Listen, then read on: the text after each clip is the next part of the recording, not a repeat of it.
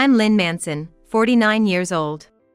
I've been married for 25 years and live with my husband, who hasn't held a steady job, and our son, who's a med school student. But since my husband was laid off 20 years ago, he's been unemployed and aimless. I work as a night shift nurse, handling shifts 5 nights a week. Our son Harry, after graduating from a boarding school, is now attending medical school about 2 hours away from our home and living in a dorm. Our family of 3 lives separate lives, barely seeing each other. Harry's living away is one thing, but the disconnect between my aimless husband and me is profound. I work night shifts 5 days a week to cover living expenses and Harry's tuition and living costs.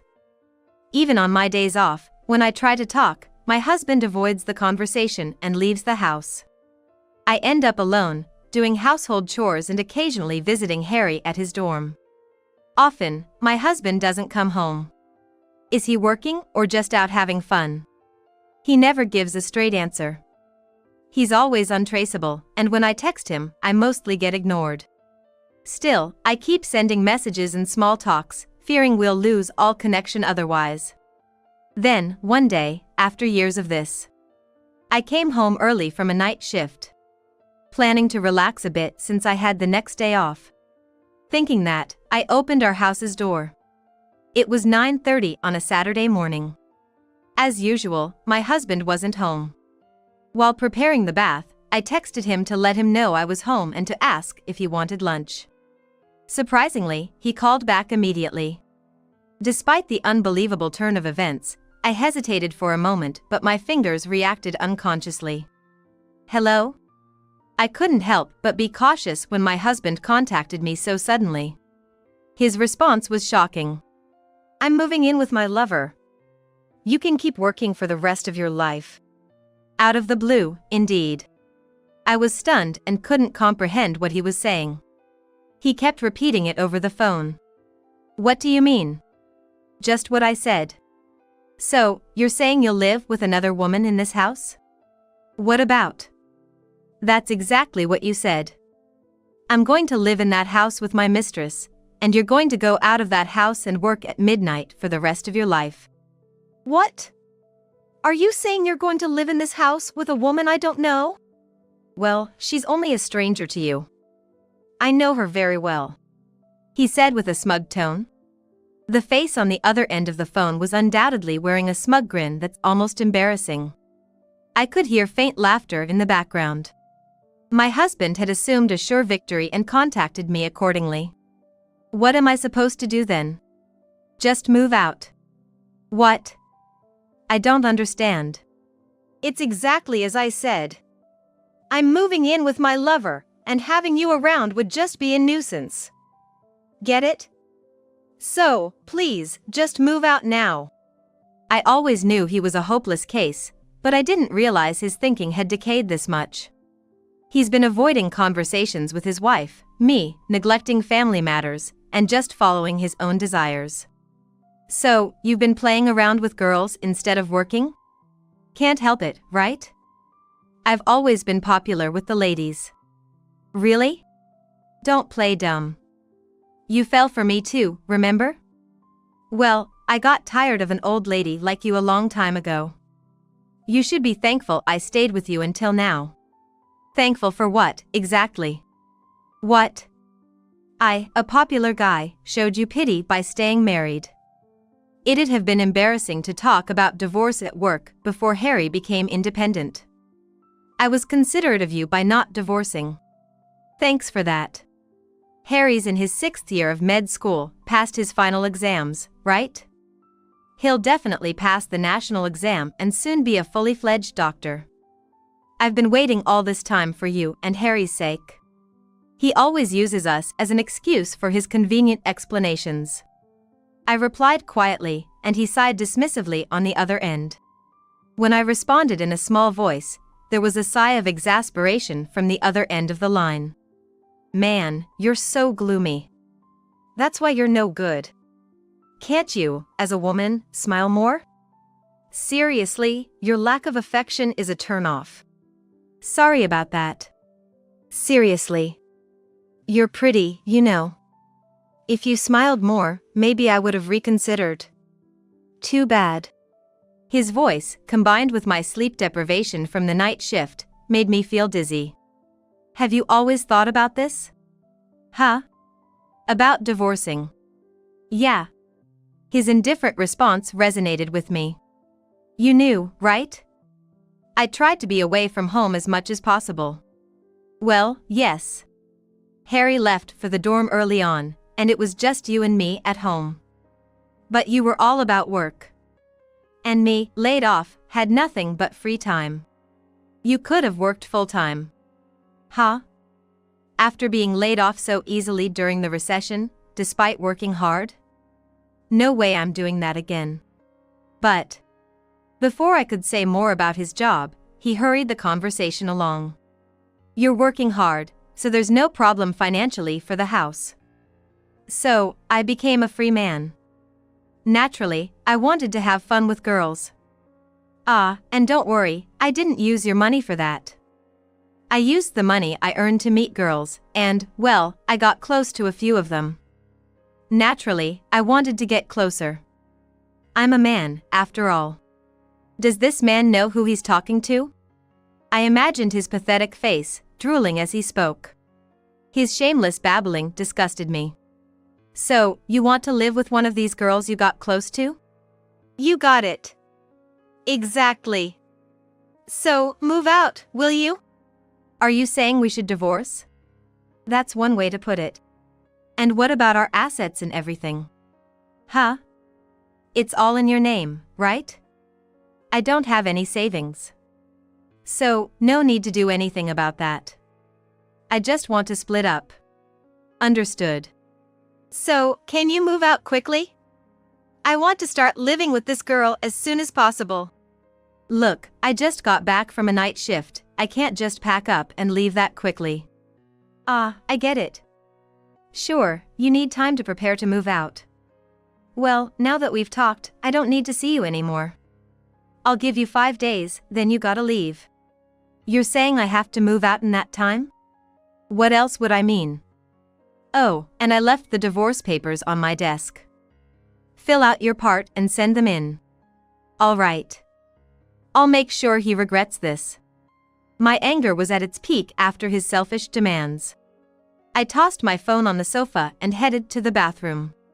I needed to calm my boiling mind in the bath and plan my next move for the 5-day deadline. That day I finished my shift at midnight. It was too late for dinner, so I stopped by a convenience store on my way home.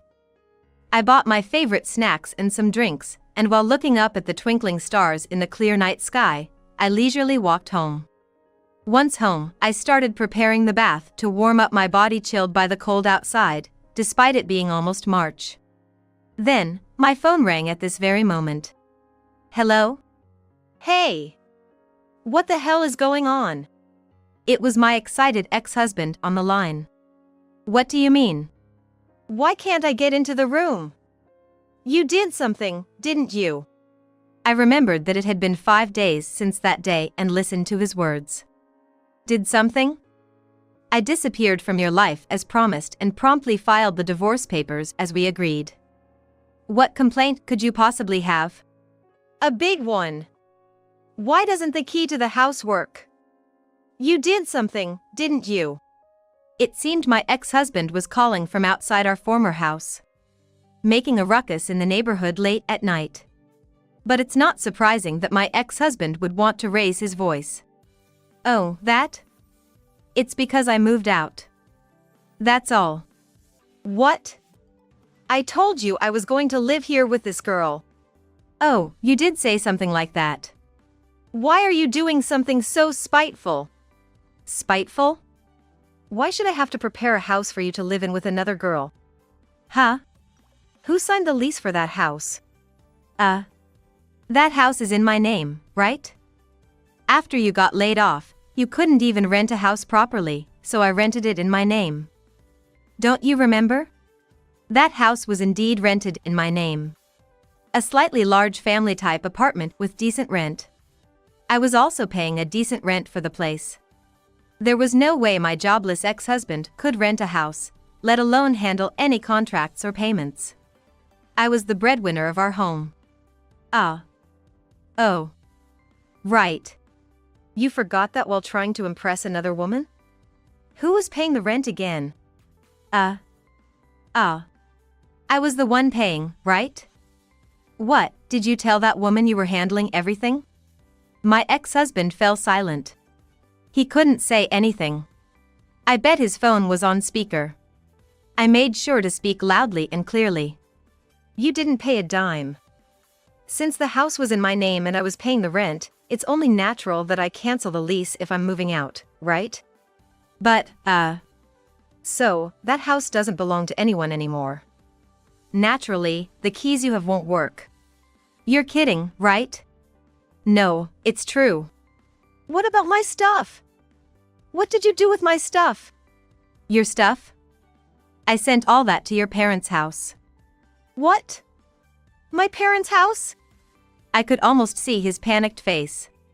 His parents were strict and always nagged him about getting a job. He avoided going to their place as much as possible, but he must have realized I did it on purpose. Complaints and curses came from the other end of the line. Yeah, and I let your parents know we're getting a divorce. I mentioned that you couldn't afford to rent a place, so I sent your stuff there for now. What? You told them all that? Of course. It'd be rude to divorce without a word after 25 years of marriage. Besides, they've been kind to Harry and me. You didn't tell them specifics, did you? Specifics? Exactly that. Well, did you want me to tell them how you've been a freeloading bum, hardly ever home, spending the little money you made on other women? And now, you've got a young mistress and are telling me to leave and get a divorce? Hey! If that's the story, then yes, I told them. What? It was inevitable. I'm not at fault here. Obviously. They asked for a reason. Your parents, unlike you, are very reasonable. They understood as soon as I explained. They even apologized over the phone. Hey, don't go doing unnecessary things. Unnecessary? After all the trouble you've caused, what's unnecessary? The one who's been doing unnecessary things for years is you. My sudden strong tone surprised him, and after a gasp, there was silence on the other end. What? You're not saying anything, does that mean you agree? Agree with what? That you are the one who's been doing unnecessary things. What unnecessary things? Everything you've done, isn't it? What? Let me ask you, did Harry and I have anything to thank you for? You didn't work, weren't home, didn't listen, didn't contribute financially. Yet you had the nerve to complain about Harry's grades and other things, even though you never put in any effort yourself. I'm the father, that's just what I'm supposed to do. What? Did you actually do anything father-like?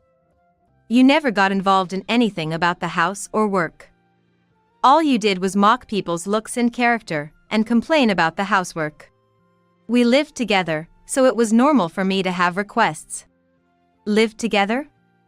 What is he even talking about? That's not living together. He was more like an animal who whimsically returned to its nest. You relied on me for everything. Weren't all the things you did just for yourself? Even your work was just to earn money for your own fun. You never spent time with the family, only used money and time for your hobbies and desires.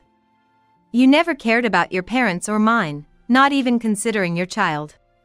Well, isn't it normal for a person to love themselves the most? What's wrong with that? It's fine if you were alone. But you had a family, a child. Doesn't having a wife and a child mean you have to take responsibility at all times? Look, that's why I stayed as a father and didn't divorce until Harry was grown up. I would have divorced a long time ago. It's not like you weren't raising him alone anyway. You should be grateful that I even stayed in the role of a father. The gap in understanding responsibility made me sigh deeply. The thought of having lived with this man for 25 years nearly brought me to tears. It's fine now. We're already divorced, and I won't be living with you again. Don't worry, I won't ask you to take responsibility for Harry anymore. That's a relief. Good riddance to a gloomy woman like you. Oh, but you will take responsibility for your actions towards me, your wife. What? Responsibility towards you? Alimony for your infidelity. I'll be claiming it from you and your mistress. What? It must have been completely unexpected for him. My ex-husband's voice conveyed utter confusion, as if he genuinely couldn't understand the situation. You're pretending not to understand? What you've been doing is a bona fide act of infidelity, legally wrong. And since the other woman knew you were married and still had an affair, she's also responsible. What? Now? You knew I was playing around outside, so why bring this up now? What do you mean, now? This relationship only lasted because I turned a blind eye to your irresponsible actions. Didn't I send you hints through texts? Like, you need to come home, or don't do anything shameful as a parent. I got those, but... See, you understood the meaning of those words, right? You couldn't stop yourself even though you knew. So you can't say why now to me. Well, that's... He's horrible. I frequently gave him signs that I knew about his betrayals. And he kept betraying me, knowing full well. And yet, you got more and more audacious, even saying you wanted to divorce and live with your mistress. You definitely have to take responsibility. Silence is consent. The woman he's with must have heard everything, and I could hear a faint, high-pitched voice muttering in the background. By the way, I'm aware of the other party involved. Mirabelle, she's there with you, right? I could sense their shock and agitation even through the phone as both of them exclaimed in surprise, "What?" They probably never thought I knew who the other woman was. You can't do wrong and expect to get away with it. I couldn't help but smile at the thought of the two of them, so naively unaware. How do you know her? You're wondering how I know about her. You've never seen her, right? Never met her accidentally, how? But you brought her to our house, right? I saw Mirabelle several times in the intercom camera images. What? You brought her into our house when I was away, right? I occasionally checked the intercom camera images when you had visitors. Wait, so you mean? Yes, I've known for quite a while now. My ex-husband's voice was filled with shock. He probably never knew our intercom had a recording feature. But how? What? How did you know it was her? You mean how I knew her name? Yeah, how? Well, Harry knew about her. He probably never expected Harry's name to come up. I could hear his surprised voice, loud enough that I wanted to cover my ears. Then, the phone was filled with the sounds of them arguing. Were they acquainted with Harry? Who is he? It was like listening to a squabble about infidelity through the phone. Excuse me. I interjected in a loud voice, and they instantly quieted down. Pointless arguments are a waste of time, and I wanted to end this conversation quickly. I took a deep breath before continuing. Once, when Harry came back home, I talked to him about my suspicions regarding you. What? What have you been telling our child? He was 21 then, an adult, so I told him everything. I mentioned that you were bringing women home, and showed him the intercom images. Although the images didn't show anyone Harry knew at that time, about a year ago, when we looked at the images together, Harry recognized her. What? I asked Harry about it, and he said she was his friend's ex-girlfriend. He never met her personally, but had seen her in photos multiple times. Once, when he was out with that friend, they saw her with another guy, which led to their breakup. So, Harry has never met or talked to her but has seen her in real life? Exactly. He's seen her in photos numerous times, and even spotted her with her then boyfriend. No mistake about it. That's how I know all about Mirabelle, the lounge hostess. I can't believe this. Came a faint voice, but everything was true. My ex-husband was trying to reassure her, but nothing was okay. You think just knowing her identity is enough to hold her responsible? You don't even know her address, how will you claim anything? I anticipated that question. With an answer prepared, I replied. I know her address, even her parents' home address. What? How? It's not hard to find out. She's Harry's friend's ex-girlfriend. Just ask his friend, and you can trace most things. And if not, there are plenty of services you can pay to find out. You have to use money and time effectively, right? I smiled to myself, as if they could see it. On the other end, I heard a small gasp of breath. So, I've already got a lawyer involved. What? It's obvious, right? Why? It's clear that people like you two don't understand the concept of a verbal promise. I'm going to make sure you take responsibility in a legally binding way. My firm tone seemed to unsettle my ex-husband as he stumbled over his words. But, come on! We're already divorced, you can't claim alimony now. That's just nonsense, talk about it in your sleep. Well, honestly, after a night shift, I'd rather be sleeping than dealing with this farce. What? But this isn't a joke or anything. There's no need to sleep on this. What do you mean? You know you can claim alimony for infidelity even after a divorce, right? What? Unbelievable. There were repeated periods of silence from the other side of the phone. I could almost see my ex-husband biting his lip in frustration. With each of his pitiful reactions, my heart felt lighter. You've lost the house, and you'll probably just mooch off her in her apartment, right? What?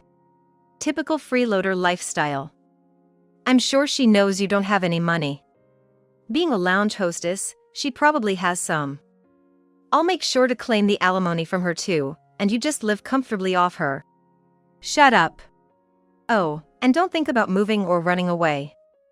I'm paying good money to keep tabs on her place. What? Like I said earlier, your parents know everything, and I've also found out where her parents live. Any funny business and we act immediately. Wait! No cheap tricks, just take responsibility. Bye. I could hear their voices through the phone. But I didn't need to listen anymore. I ended the call without further concern. And finally headed towards the bath. The plentiful warm water washed away the lingering traces of unease in my heart, clearing them away as it overflowed from the bathtub. In the end, my somewhat threatening approach worked. The two of them didn't flee, and through the lawyer, I managed to claim alimony from my ex-husband and his mistress. Though the amount from my jobless ex wasn't much, it wasn't about the money. I wanted to achieve some result and get closure. Instead, I was able to secure a substantial amount from her. $60,000. I pondered what to do with this unexpected windfall. Why don't you just use it however you want, Mom? It's not the kind of money you save. It's like winning the lottery, just spend it all. Harry's voice came from behind, his back turned to me as he sat on the sofa. After moving out of my place, I'm now living with my son, Harry. Right after that day, I contacted him and told him everything about my husband. Harry, who had just finished his exam and was waiting for graduation with a confirmed job placement, suggested, "Why don't we live together? I'm moving back for work anyway." Now, I'm enjoying living with Harry for the first time since he graduated elementary school. It was a turn of events triggered by that separation. What should I do? I don't really want anything specific. You shouldn't buy something that lasts with that kind of money. Just blow it on something intangible. Oh, how about a trip? Let's go on a trip, just the two of us. A trip? Just us? Yeah. I was always busy with med school and dorm life since high school, and you couldn't take much time off because of your night shifts. I haven't gone on a family trip since I was in elementary school. Ah, you're right. I'm sorry.